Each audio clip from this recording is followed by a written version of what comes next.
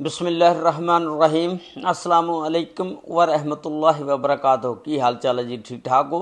उम्मीद है अल्लाह ताला दे हुक्म दे नाल इंशाअल्लाह तुसीं सारे ठीक ठाक होवोगे। अल्लाह ताला सब ते रहमत फरमाए, अल्लाह ताला सब नूं अपने हिफ्ज़ो ईमान दे विच रखे।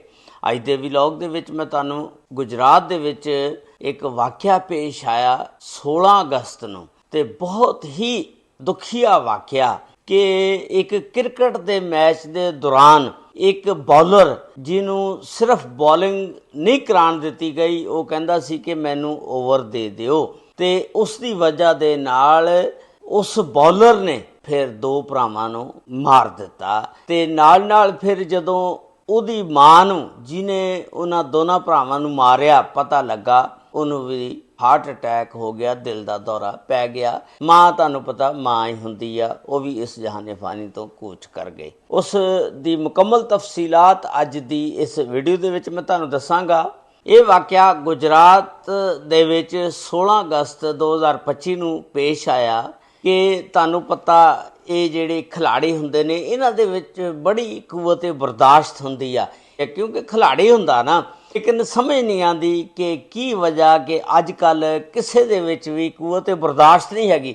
एक दूजे की गल नहीं सहारते, माड़ी माड़ी गल तो एक दूजे दे नाल झगड़ पैना, और फिर वो झगड़ा इत्थों तक चल जाता कि मौत तक पहुँच जाता। ये जिस तरह तुसीं देखिया होना केलियां वाला वाक़या सी, 30 रुपये की वजह दे नाल जिहड़े सी ओह दो भाई मारे गए, और फिर जिहड़ा मारने वाला सी वो भी तुहानूं पता CCD ने फिर पार कर दिता। ते अजकल जिहड़ी है ना कुव्वत बर्दाश्त साडे लोगां दे विच है नहीं। दो टीमां हुंदियां, एक मैसम पिंड को उत्थे दी टीम आ, उस पिंड दी टीम दा कप्तान आ फाखर दा भरा आ एक मुहम्मद ताहर। जदों मैच शुरू होया नाल फिर तुहानूं पता सारे जांदे भी है, एक इहदा मामू भी आ, कुछ अज़र दसदे ने नाम, कुछ यासर दसदे ने। हुण सही कन्फर्म नाम का नहीं पता भी अज़र आ या यासर आ। ये भी नाल हुंदे ने उस मैच के दौरान। मैच दोपहर नूं 3 बजे मैसम दे पिंड दी टीम सी जिहड़ी उन्हां दा किसी होर टीम दे नाल मैच सी गुजरात ग्राउंड दे विच, ते मैच जिस वेले 3 बजे शुरू हो गया, उस तो बाद जिस वेले शाम नूं 6 बजे ना एक बॉलर आ जिहदा नाम गुलाम गौस आ। गुलाम गौस हुण फाखर नूं कहंदा कि ये जिहड़ा ओवर आ हुण मैनूं दे, मैं करावां। ये बॉलर सी ना, ते जिहड़ा फाखर आ वो कहंदा नहीं यार फलां बंदा कराएगा बॉलिंग, ते तैनूं ओवर नहीं देना। खैर वो जिहड़ा ना गौस गुस्से दे विच आ गया, बल्कि दसदे ने कि उन्हें गेंद नूं भी फड़ लिया।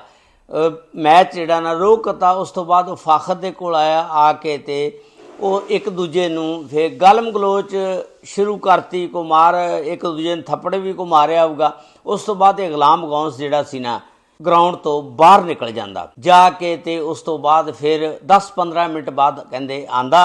उस तो बाद को पिस्टल लैके आया। जिस वेले पिस्टल लैके आया ते उस तो बाद बई ये आया बंदा गुलाम गौस, इन्हें ना आके फाखर नूं गोली मारी सिर दे विच। जिस वेले गोली मारी ते वो थां ते डिग पैंदा।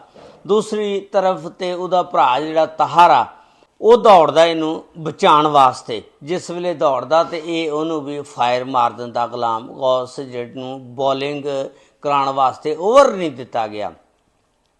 ये दो भरावां नूं जिस वेले गोली लग जाती, तीसरा इन्हां दा मामू जिहड़ा ना वो यासर आ या अज़र आ, वो भी दौड़दा। जिस वेले आउंदा उहनूं भी गोली मार दिंदा। जिस वेले गोली मारन दा तुहानूं पता, जिस वेले ग्राउंड दे विच फायरिंग होवे, वो जिन्ने भी कोई बंदे सी तमाशबीन सी वो सारे तितर बितर हो गए, दौड़ गए, सब नस नुस गए। किसी ने नहीं हौसला किया कि असीं इस बंदे नूं फड़ लीए। हालांकि देख लो ग्राउंड दे विच कितनी आवाम हुंदी है, लेकिन चूंकि उहदे कोल पिस्टल सी, हथियार सी, इस वजह नाल कोई बंदा नेड़े नहीं आया, सब नस नुस गए। उस तो बाद पुलिस नूं कॉल की जाती 15 ते पुलिस मौके ते पहुँचती आ। जिस वेले पहुँचती आ पुलिस मौके ते गुलाम गौस जिहड़ा ये दौड़ चुकिया हुंदा मार के। पुलिस आंदी आ, आके ते इन्हां नूं चुकदी आ, हस्पताल लै जांदी आ। ते जिहड़ा फाखर आ जिहदी उम्र 22 साल आ, ओह मौके ते मर जांदा। भरा ताहर ते मामू जिंदगी और मौत की कशमकश की जंग लड़ते ने, ਤੇ ਜਿਹੜਾ ਤਾਹਰ ਹੁੰਦਾ ਕੁਛ ਦਿਨ ਜ਼ਿੰਦਾ ਰਹਿੰਦਾ, ਉਸ ਤੋਂ ਬਾਅਦ ਉਹ ਵੀ ਵਿਚਾਰਾ ਅੱਲਾ ਨੂੰ ਪਿਆਰਾ ਹੋ ਜਾਂਦਾ।